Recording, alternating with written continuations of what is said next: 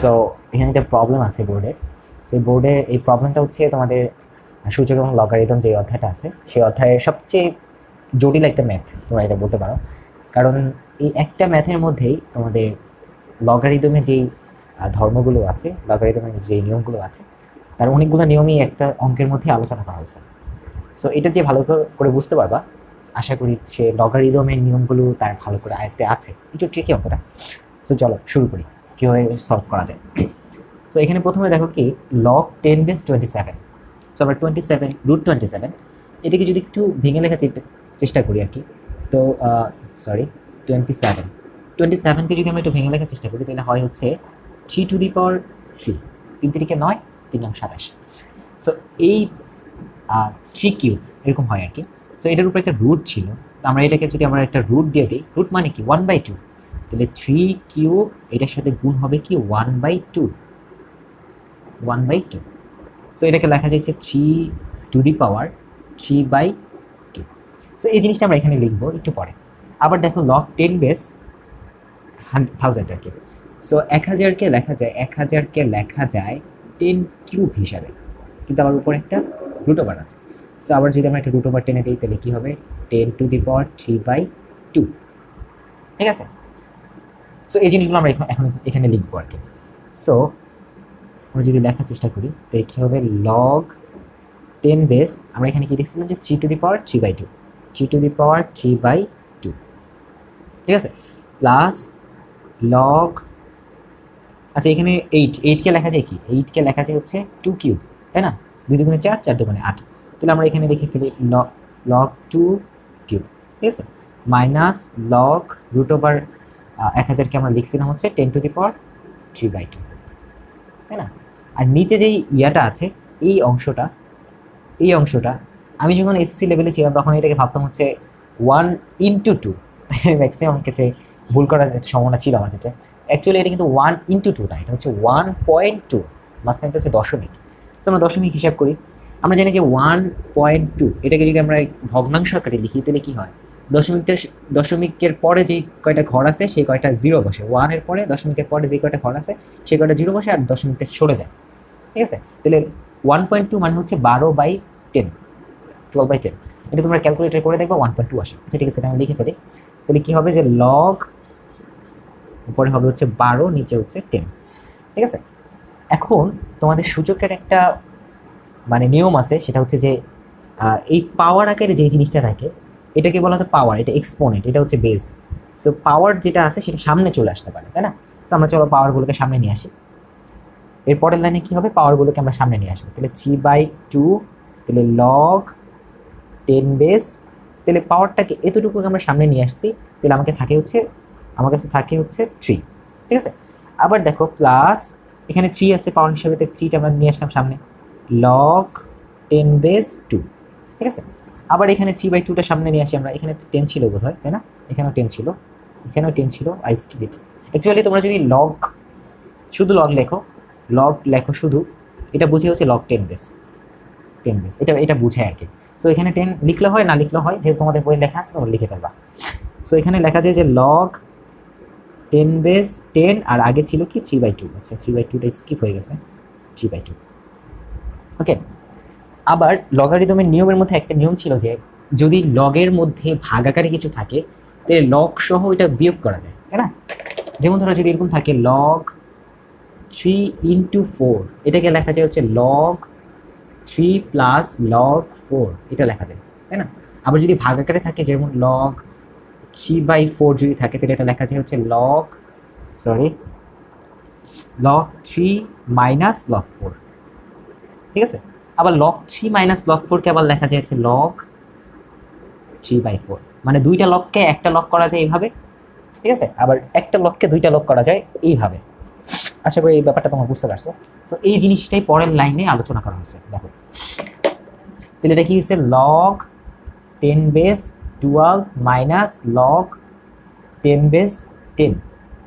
এখন একটা জিনিস দেখো যে লগ ধরো হচ্ছে suppose log e/e equal to কি 1, লগ 10/10 ইকুয়াল টু কি 1, লগ 2/2 ইকুয়াল টু কি 1। কেন 1? কারণটা হচ্ছে যখন আমাদের বেজ এবং এক্সপোনেন্ট দুইটা একই হবে, বেজ এবং এক্সপোনেন্ট একই হবে, তখন এটা মান হয় হচ্ছে 1। ঠিক আছে, তো আমাদের এখানে অঙ্কের মধ্যে দেখো আমাদের দুইটা জায়গায় বেজ এবং এক্সপোনেন্ট সেম আসে, এই জায়গাটায় এই জায়গাটায়। তাহলে এই জায়গায় এই দুইটা জায়গার পরিবর্তে আমরা ডিরেক্টলি 1 লিখে ফেলতে পারি। তাহলে আমাদের কি আসে উপরের লাইনে? উপরের লাইনে আসে হচ্ছে 3/2, 3/2 log 10 base 3 plus 3 log 10 base 2 minus 1।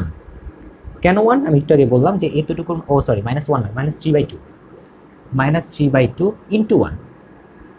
ঠিক আছে, ইন্টু 1। আচ্ছা, এরপরের লাইনটা কি হবে? যে এতটুকুর মান হচ্ছে 1, তাই না? আর এই 12টাকে আমরা একটু ভেঙে লিখি, চলো।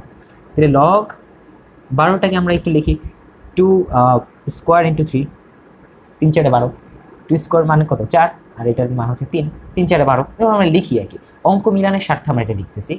তো আমরা এখানে লিখবো হচ্ছে 2 স্কোয়ার ইন্টু 3 মাইনাস 1। কেন 1? এই যে এতটুকু পুরোটার মান হচ্ছে এক্সপোনেন্ট এবং বেস এক হয়ে গেছে, এটা 1। সো আমরা চলো এর পরের লাইনে আমরা যে এখানে যেমন ভাগকে আমরা বিয়োগ আকারে লিখছি, এখানে গুণকে আমরা লিখবো হচ্ছে যোগ আকারে। ঠিক আছে, আর উপরের লাইন থেকে আমরা 3/2টা কমন নিব, 3/2 কমন নিলাম। 3/2টা যদি আমরা কমন নিই তাহলে কি হবে? Log 10 base 3। এই যে এখান থেকে 3/2 কমন নিলে এটা কি থাকে? প্লাস এই জায়গায় এসে বলা একটু মাথা মাথা মানে নষ্ট হয়ে যায়, এই জায়গাটাতে কি হবে? ঠিক আছে, আমার হতো আর কি, সেটা আমি বলতেছি। তো তোমরা মনে রাখবে সবসময় কমন নেওয়া মানেই হচ্ছে ভাগ করা, কমন নেওয়া মানেই হচ্ছে ভাগ করা। তো তুমি 3কে ভাগ করো কত দিয়ে? কমন নিচ্ছ কত? 3/2। তাহলে 3 ভাগ 3/2। কেন 3 ভাগ? এই যে 3, এটাকে কমন নিচ্ছ কত? 3/2 কমন নিচ্ছ, মানে 3/2 দিয়ে ভাগ করে দিবা।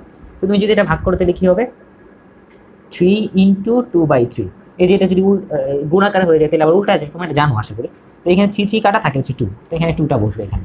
তাহলে 2 log 10 বেস 2 মাইনাস 1। কেন 1? এই 3/2 দিয়ে ভাগ করছি বা 3/2কে কমন নিচ্ছি, এখানে চলে আসছে। ঠিক আছে, এখন আমরা কি করব? নিচের লাইনটাকে একটু সিম্পলিফাই করার চেষ্টা করব। তো এখানে যেহেতু আমরা ভাগটাকে বিয়োগ আকারে লিখছি, এখন গুণটাকে আমরা যোগ আকারে লিখবো আর কি। তাহলে লিখবো হচ্ছে লগ 10 বেস, এখানে সব জায়গায় 10 হবে, আমি ভুলে গেছি। আচ্ছা, এক জায়গায় ভুলছিলাম আর কি। আচ্ছা ঠিক আছে, তাহলে log 10 base 2 square plus log 10 base 3, আর মাইনাস একটা 1 ছিল আগে, এই 1টা আমি লিখে ফেললাম। সো এখন দেখো সেম ওয়েতে এখানে যে পাওয়ারটা আছে, এই পাওয়ারটাকে আমরা সামনে নিয়ে আসবো। তাহলে কি থাকবে আমাদের? 2 log 10 বেস, আচ্ছা আমি একটু বের করে লিখি, 2 log 10 base 2 plus log 10 base 3 minus 1। ঠিক আছে, আর এখানে কি ছিল? সেম যা ছিল তাই আমরা বসাই দিব, log 10 base 3 plus 2 log 10 base 2 minus 1। এখন একটা জিনিস দেখো, এই জিনিসটা আর উপরে জিনিসটা সেম জিনিস। দেখো এখানে -1 আছে, 2 log 10 base 2, 2 log 10 base 2 plus log 10 base 3 plus log 10 base 3। তো আমরা এটাকে সুন্দর মতো কেটে দিতে পারি। তাহলে কি থাকবে আমার? 3/2। এটাই হচ্ছে আমাদের অ্যান্সার। একটু ট্রিকি অঙ্ক, একটু জটিল অঙ্ক। তোমরা বলতে পারো যে তোমাদের এই অধ্যায়ের মধ্যে সবচেয়ে কমপ্লিকেটেড অঙ্ক এটা বলতে পারো তোমরা। এটা পারলে তোমরা আশা করি যে একই অঙ্কের মধ্যে দেখো তোমরা এই জিনিসটা সম্পর্কে তোমরা শিখলা, এই জিনিসটা সম্পর্কে তোমরা শিখলা, এই ভাগ করলে বিয়োগ হলে এটা শিখলা, আবার গুণ করলে যোগ হয়, মানে লগারিদমের যে নিয়মগুলো আছে সবগুলোই মোটামুটি একটা অঙ্কের মধ্যে আলোচনা করা হয়ে গেছে। সো আশা করি তোমরা অঙ্কটা বুঝতে পারছো, অনেক সময় নিয়ে করার চেষ্টা করলাম। আর আরেকটা কথা, সেটা হচ্ছে যে আমরা একটা গ্রুপ খুলতেছি, সেটা হচ্ছে এসএসসি হেল্পিং গ্রুপ। এই গ্রুপের মধ্যে আমরা আমাদের প্রবলেমগুলোকে পোস্ট করব। আমরা যে প্রবলেমগুলো, মানে অন্য কেউ যদি প্রবলেম পোস্ট করে, আমরা যদি এটা পারি আমরা এটাকে সলভ করে দিব। ঠিক আছে, এইভাবে আমরা একে অপরকে হেল্প করব।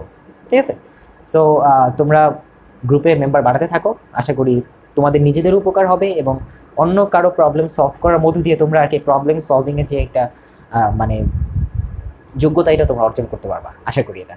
So thank you, bye by.